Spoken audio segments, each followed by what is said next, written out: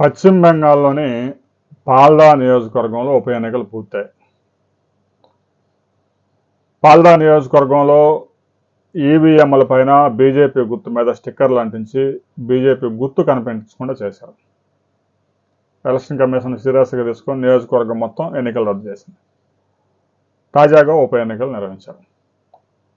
TMC 15 సంవత్సరాల పాలనలో పాల్దాలో జహంగీర్ ఖాన్ అక్కడ చేసిన అరాచకాలన్నీ ఎన్నికలు. అతని మీద పోటీ చేయడానికే, నామినేషన్ వేయడానికే భయపడిపోయారు. ఒకసారి బెంగాల్లో బీజేపీ అధికారంలోకి వచ్చిన తర్వాత పరిస్థితులన్నీ తారుమారైపోయాయి. అసలు నేను పాల్దా నుంచి నేను పోటీ చేయడం లేదని చెప్పేసి జహంగీర్ ఖాన్ చేతులు ఎత్తేసాడు. రాబోయే రోజుల్లో కూడా ఏ ఎన్నికల్లో కూడా నేను పోటీ చేయనని చెప్తా ఉన్నాను. మరి వాడిని నమ్మడానికి ఎలా? పాల్దాలో తాజాగా జరిగిన ఉప ఎన్నికల్లో 86% ఓటింగ్ జరిగింది. టీఎంసీ ముందే చేతులు ఎత్తేసింది కాబట్టి బీజేపీ అభ్యర్థి ఘన విజయం సాధిస్తారు. అందులో ఎలాంటి అనుమానం లేదు. ఇక జహంగీర్ ఖాన్ చేసిన అరాచకాలన్నీ వెలికి తీయాల్సిన అవసరం.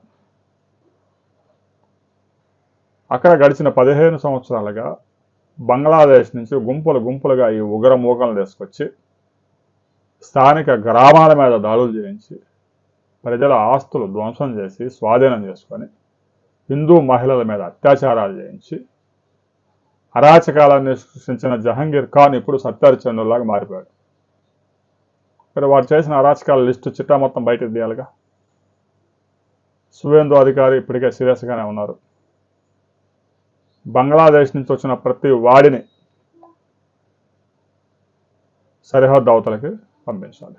దాదాపు 60-70 లక్షల మంది ఈ ఉగ్ర మూక బంగ్లాదేశ్లో స్థిర నివాసాలు ఏర్పాటు చేసుకొని రేషన్ కార్డులు, ఆధార్ కార్డులు, ఉచిత పథకాలు ఇవన్నీ ప్రభుత్వంలో చెదపురుగులన్నీ చేరిపోయాయి. బెంగాల్లో కొన్ని గ్రామాల్లో అయితే స్థానికుల కన్నా కూడా ఈ చెద మూక ఎక్కువైపోయింది. మరి వాళ్ళంతా ఏరివేసే కార్యక్రమం వెంటనే ప్రారంభించారు. స్థానిక జనాభాలో కలిసిపోయారు. సరిహద్దు ప్రాంతాల్లో అయితే వారిని ఏరడం కూడా కష్టంగా ఉంది.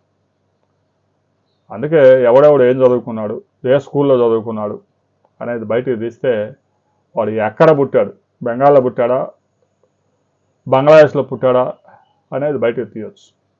అయితే ఏరివేత మాత్రం స్పష్టంగా జరగాల్సింది.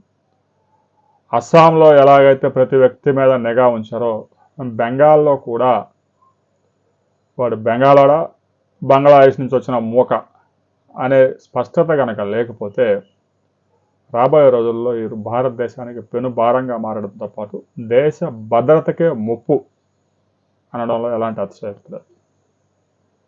రాబోయే కొద్ది గంటల్లో పాల్దా నియోజకవర్గంలో ఫలితాలు రాబోతూ ఉన్నాయి, కానీ పెద్దగా జనాలకు ఆసక్తి లేదు. ఎందుకంటే బీజేపీ గెలుపు ఖాయం.